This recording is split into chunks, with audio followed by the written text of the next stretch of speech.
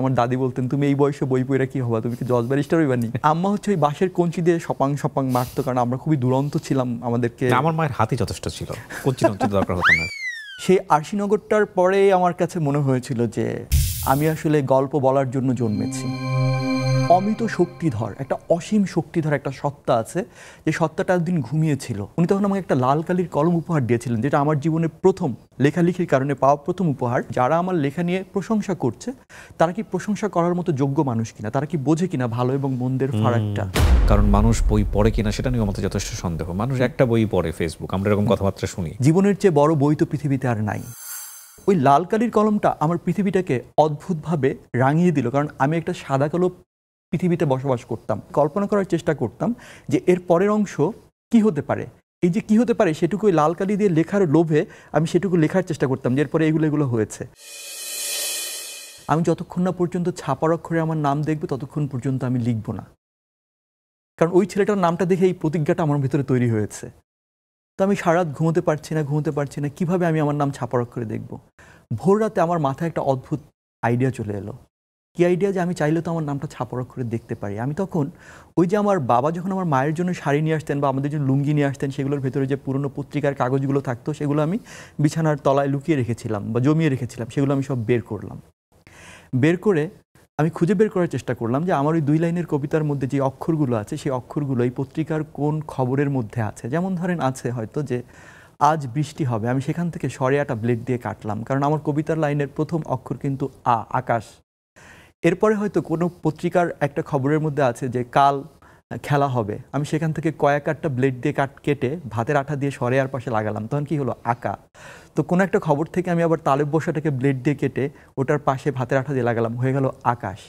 এরকম করে আমার এই কবিতার লাইনের প্রত্যেকটা অক্ষরকে আমি ওই পত্রিকার বিভিন্ন খবরের থেকে কেটে কেটে আলাদা করে আমি আমার 2 লাইনের কবিতাটার ছাপার অক্ষরে প্রথম দেখলাম। শুধু তাই না, আমি আমার নামটা সাদাত হোসাইন, এই দন্তস্ব আকার দয়াকার, তো এগুলো আমি হচ্ছে বিভিন্ন খবর থেকে অক্ষরগুলো কেটে আলাদা করে পাশাপাশি লাগালাম এবং লাগিয়ে দেখলাম যে আমার নাম ছাপার অক্ষরে ছাপা হয়েছে। Wow, what a story.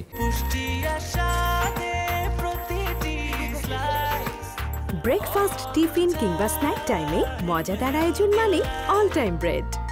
আমি তো খুব এক্সাইটেড হয়ে গেছি যে আমি আমার নামটা ছাপার অক্ষরে প্রথমবার মতো দেখলাম। দেখে আমি দৌড়ে আমার আম্মার কাছে গেলাম। তো আমার আম্মা সবসময় জানে যে আমি অনেক দুষ্টামি করি, দিল আবার একটা সারাক্ষণ দুষ্টামি এটা। তো মন খারাপ করে আমি আমার পাশের বাড়িতে একটা ভাইয়া আছে, উনি একটু কালচারালি মানে ইন্টারেস্টেড ছিলেন। তো উনি না জিনিসটা দেখে খুব হকচকিয়ে গেলেন। উনি আমাকে নিয়ে জড়ায় ধরলেন, বলে তুমি জানো যে তুমি কি একটা অবিশ্বাস্য কাজ করেছো?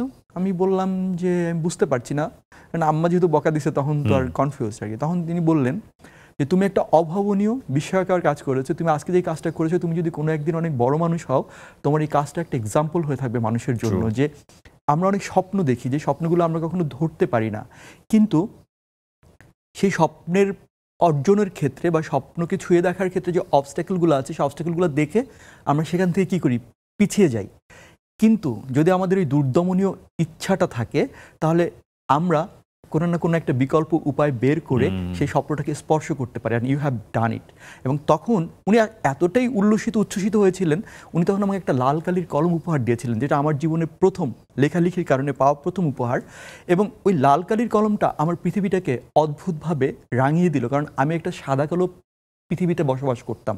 আমাদের সময় বইয়ের পাতা ছিল সাদা, অনেক দূরে কোনো বাড়িতে হয়তো টেলিভিশন দেখতে গেলেও সেটা সাদা কালো টেলিভিশন, পত্রিকার পাতা সাদা। তো সেই সাদা কালো পৃথিবীতে আপনি যখন প্রথমবারের মতো একটা রঙিন কালির কলমের দাগ দেখলেন, সেটি আপনার পৃথিবীটাকে এতভাবে আন্দোলিত করে তুললো যে যেটা আমার পুরো কল্পনার জগৎটাকে ভিভিড করে তুলেছে, উজ্জ্বল করে তুললো। আমি তখন কি করা শুরু করলাম, আমার বইয়ের পৃষ্ঠা উল্টে দেখলাম যে একটা ফুলের ছবি, যেটা কিনা সাদা কালো, আমি সেই সাদা কালো ফুলটাকে রঙিন করে দেওয়ার চেষ্টা করলাম। কোন একজন গৃহবধূর ছবি, যিনি কিনা হয়তো কলসি কাখে নদী থেকে পানি নিয়ে ফিরছে, আমি তার ঠোঁটে লিপস্টিক দিয়ে দিলাম, কপালে টিপেকে দিতাম ওই লাল কালি দিয়ে, তার আঁচলটাকে রঙিন করে দেওয়া শুরু করলাম। মানে আমার তখন এই লাল কালি দিয়ে লেখার লোভে, কারণ তখন শিক্ষকরা ছাড়া ছাত্ররা লাল কালি ব্যবহার করতে পারতো না। এবং সঙ্গে আমি আরেকটা ইন্টারেস্টিং কাজ করতাম, সেটি হচ্ছে ধরেন 3 পৃষ্ঠা জুড়ে একটা গল্প, আমি সেই গল্পটা বইয়ে সেটা 2 পৃষ্ঠা বা 1.5 পৃষ্ঠা পড়ার পরে আমি বন্ধ করে দিতাম। বন্ধ করে আমি কল্পনা করার চেষ্টা করতাম যে এর পরের অংশ কি হতে পারে। এই যে কি হতে পারে সেটুকু ওই লাল কালি দিয়ে লেখার লোভে আমি সেটুকু লেখার চেষ্টা করতাম, যে এরপরে এগুলো হয়েছে। তারপর আমি যখন ওই গল্পটা পুরোটা পড়তাম দেখতাম যে আমার কল্পনার সঙ্গে সেটি মেলেনি, কিন্তু সেখানে একটা ইন্টারেস্টিং ঘটনা ঘটে গেল। আমি কিন্তু একটা গল্প তৈরি করে ফেললাম, নতুন গল্প।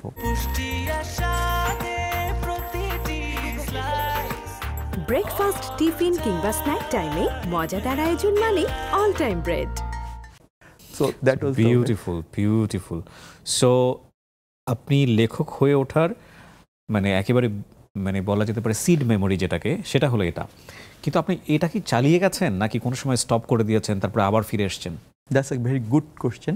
আমার মধ্যে প্রচণ্ড রকমের ইনফিরিয়রিটি কমপ্লেক্সে ভুগতাম আমি, প্রচণ্ড। কারণ হচ্ছে ছোটবেলা থেকে আমার মা আমাদেরকে সবসময় না বলতেন, এটা করা যাবে না, ওটা করা যাবে না। এর অনেক কারণ ছিল হয়তো।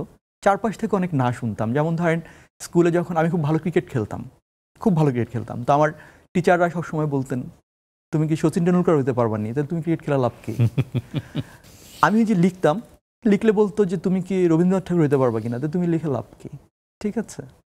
তো একটা ইন্টারেস্টিং ব্যাপার হলো, স্কুলে যে আপনার এই যে বার্ষিক ক্রীড়া প্রতিযোগিতা উৎসব হইতো না আগে, স্পোর্টস, তো সেখানে কিন্তু একটা কালচারাল অনুষ্ঠানও হতো। তো সেখানে ছেলেমেয়েরা কবিতা, নাচ, ছড়া, জারি গান এগুলো বলতো। তো হঠাৎ করে আমি একদিন একটা কবিতা আবৃত্তি করলাম। সেই কবিতাটা হচ্ছে আমার নিজের লেখা, এবং সেটা আমি আমার স্কুলের গুণগান, টিচারদের গুণগান লিখে অন্তমিল মিলিয়ে কবিতাটা আবৃত্তি করলাম। তো সবাই তো অবাক, তো কাস্টমাইজড কবিতা, সবাই তো হচ্ছে বিখ্যাত লেখকদের কবিদের কবিতা পড়ে, কাস্টমাইজড কবিতা মানে টিচারদের নাম দিয়ে।